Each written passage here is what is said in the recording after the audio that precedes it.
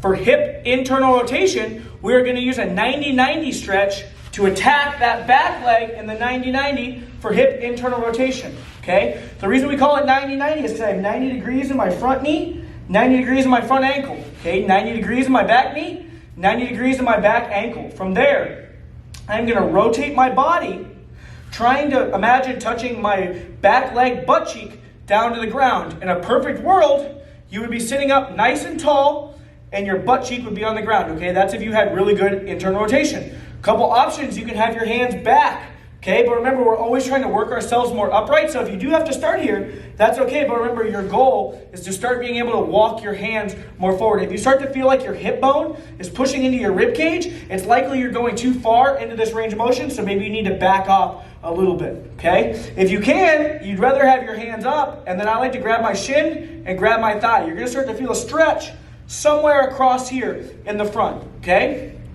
After I've sat in my prescribed time, I'm going to start my pails and rails. What my pail is, I'm taking my knee and my ankle here, and I'm starting to drive it into the ground like this. I'm trying to do this, but the ground is in the way, so it's not going to happen. I'm pushing into the ground for my prescribed time, trying to build to 100%. Then I want to imagine lifting my heel off the ground, but not using my toe here, okay? I want to use the muscles of my hip to actually lift my heel. My heel will not actually lift if you're not all the way on the ground, but what will happen is you will be able to sink your butt cheek a little bit deeper while this works, okay? So you do that for the prescribed amount of time. That is your rail, okay? Couple things, when you do your rail, you don't want to move your upper body, so I don't want to go rail and do this and try to lift. I want to stay right where I am at my end range and imagine trying to lift it, okay? What that does, I feel those muscles working, but now I'm sinking deeper into the stretch.